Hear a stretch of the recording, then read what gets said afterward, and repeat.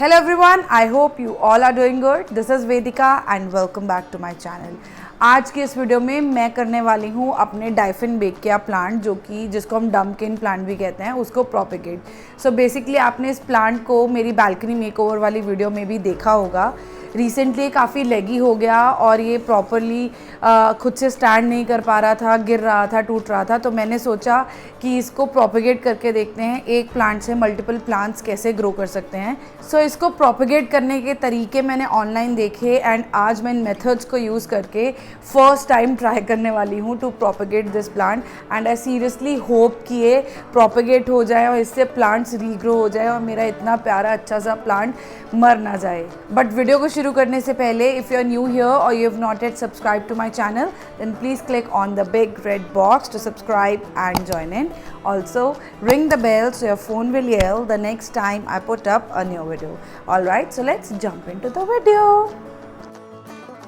सबसे पहले तो जो आप देख रहे हो ये मेरा ओरिजिनल प्लांट है जो नीचे लेटा हुआ है, वो इसका मदर प्लांट था और जिसको मैं निकाल रही हूँ ये उसी मदर प्लांट में से निकला था। ये प्लांट अराउंड 2 years पुराना है एंड ये इसी पॉट में था since I have bought it. तो इसको रीपॉट करने का टाइम आ गया था। लेटर ऑन द वीडियो मैं आपको दिखाऊंगी कि ये कितना लेगी हो गया था एंड जिसकी वजह से आई थिंक ये नीचे थोड़ा ख़राब होके टूट भी गया। यहाँ पे मैं सारी मिट्टी निकाल रही हूँ इसमें से और उसको वापस से डालूंगी। नॉर्मल गार्डन सॉइल है एंड इसको वापस उसमें डालने के बाद मैं इसके जो प्लांट है, जो मेन मदर प्लांट था, उसकी कटिंग्स लूँगी। कटिंग्स लेने से पहले सबसे ज़्यादा इम्पॉर्टेंट है कि आप जो भी कटर यूज़ कर रहे हो या नाइफ यूज़ कर रहे हैं तो वो एक तो बहुत शार्प होना चाहिए और उसको प्लांट को कट करने से पहले आपको अपने नाइफ को या कटर को अच्छे से डिसइंफेक्ट कर लेना चाहिए। मार्केट में आपको H2SO4 जो आप डिसइंफेक्ट करने के लिए यूज़ कर सकते हैं अपने टूल्स को, वो मिलती है, बट मेरे पास वो नहीं थी तो मैं यहाँ पे डिटॉल यूज़ कर रही हूँ। मैंने ये कॉटन पैड पर डिटॉल लगा के अच्छे से कटर को क्लीन कर लिया है, डिसइंफेक्ट कर लिया है। उसके बाद अब मैं इस प्लांट को लूँगी और इसको काटूंगी। अब आप देखोगे यहाँ पर कि कितना लंबा हो गया था, कितना लेगी हो गया था, जिसकी वजह से ये सुंदर भी नहीं दिख रहा था और ये गिर रहा था बार बार। इसके नीचे का पार्ट काफ़ी ख़राब भी हो गया है तो उसको मैं काट के फेंक दूंगी। I will not use it. बाकी का जो प्लांट है उसमें से मैं छोटी छोटी कटिंग्स निकाल लूँगी जिसको कि मैं यूज़ करूँगी इसको प्रोपेगेट करने के लिए। होपफुली इसमें से और प्लांट्स बन जाएंगे। तो कटिंग लेते वक्त आपको ध्यान देना है कि 2-3 इंच का पार्ट हो, जो भी आपकी कटिंग हो एटलीस्ट उतने लेंथ की हो और उसमें इस प्लांट पे आईज होती हैं जहाँ से फर्दर ग्रोथ होती है प्लांट की, वो बनी हुई हो। एटलीस्ट 1 या 2 आईज हो हर कटिंग में जिससे कि प्लांट अच्छे से ग्रो कर सके। आगे जाकर मैं आपको दिखाऊंगी मेरी कटिंग्स में किस तरह से आईज हैं। तो यहाँ पे मैं काट रही हूँ, काट के आई थिंक 3 या 4 कटिंग्स मेरी बन गई थी बहुत आराम से एंड फिर भी ये पूरे प्लांट की लेंथ काफ़ी अच्छी थी। तो उसके बाद मैंने इसको डायरेक्टली ऐसे ही सॉइल में लगा दिया एंड जो मैंने इसके बारे में जाना है या वीडियोस देखी हैं उसके अकॉर्डिंग ये अपने आप धीरे धीरे इसमें से रूट्स निकल आएंगी और एक ग्रो करने लगेगा।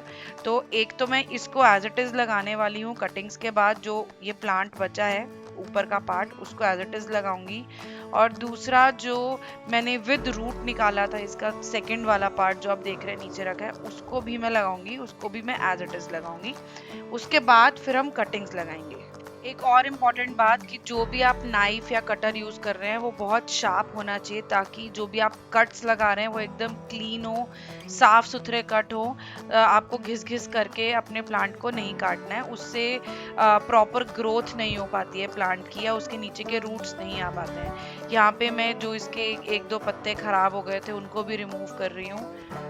इसके बाद फिर मैं इस प्लांट को और दूसरा जो प्लांट रखा है इन दोनों को मैं पॉट करूँगी, इसी सेम गमले में ही लगाऊंगी, सेम मिट्टी में लगाऊंगी। इस मिट्टी में कुछ भी एडिशनल नहीं डाला है मैंने, कोई फर्टिलाइजर्स, कोई रूटिंग हार्मोन कुछ नहीं डाला है। ये नॉर्मल गार्डन सॉइल के साथ ही है और इसमें आई थिंक मैंने 6-8 महीने पहले शायद वर्मी कंपोस्ट डाली थी। उसके अलावा इसमें कुछ भी नहीं है, नॉर्मल गार्डन सॉइल है ये। इसी में ही मैं ये वाला प्लांट पहले लगा रही हूँ जिसमें कि ऑलरेडी रूट है, विद रूट मैंने उसमें से निकाल लिया था एंड देन फिर मैं ये जो अभी मैंने कटिंग्स करी हैं उस प्लांट को भी लगाऊंगी। आपको अच्छे से इसको थोड़ा डीप करके लगाना है ताकि इसकी रूट अच्छे से ग्रो कर पाए, और जब आप इस प्लांट को लगा रहे हैं तो वो अपने आप स्टैंड कर पाए, ये मिट्टी उस प्लांट को होल्ड कर पाए। तो ये लगाने के बाद अब मैं लगाऊंगी मेरा सेकंड वाला प्लांट।